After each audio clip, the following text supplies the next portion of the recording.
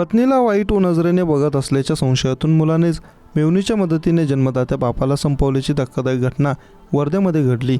15 दिवसानंतर या हत्याकांडाचा खुलासा झाला असून आष्टी तालुक्यातील नमस्कारी गावात घडलेल्या या घटनेने सर्वत्र खळबळ उडाली आहे. आष्टी तालुक्यातील नमस्कारी गावचे बाबाराव महादेव परिसे वय वर्ष 55 यांची 27 मे रोजी धारदार शस्त्राने वार करून तसेच डोक्यावर जबर प्रहार करून निर्घुणपणे हत्या करण्यात आली होती.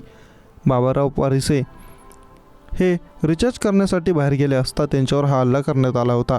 वर्धा नदीपात्रालगत गेलेल्या पायवाटीजवळ त्यांचा मृतदेह आढळून आला होता. या घटनेने तालुक्यात एकच खळबळ उडाली होती.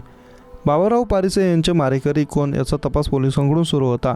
पोलीस अधीक्षक नरवल हसन यांनी घटनास्थळी भेट देत पाहणी केली असता मारेकराचा शोध लागत नसल्याने ते स्वतः या घटनेवर नजर ठेवून होते.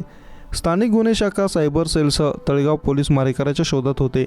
अखेर 15 दिवस तपास केल्यानंतर मृतक बाबाराव यांचा मुलगा नागोराव बाबाराव पारिसे वय वर्ष 34 याने मेवना विलास आनंद केवदे वय वर्ष 28 राहणार नमस्कारी याच्या मदतीने वडिलांची हत्या केल्याच्या तपासात निष्पन्न झाले. बाबाराव यांचा गळा आवळून नंतर चाकूने गळ्यावर वार केला. नंतर कुऱ्हाडीने डोक्यावर जबर प्रहार केल्याचे आरोपीने सांगितले.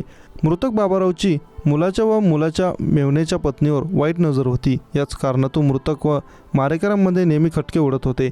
ज्या दिवशी हत्येचा कट रचला त्या दिवशी दुपारी याच कारणातून वाद झाला होता. अखेर संतप्त मुलाने सगळ्यांच्या मदतीने वडील बाबारावची हत्या केली. या घटनेने परिसरात खळबळ उडाली आहे.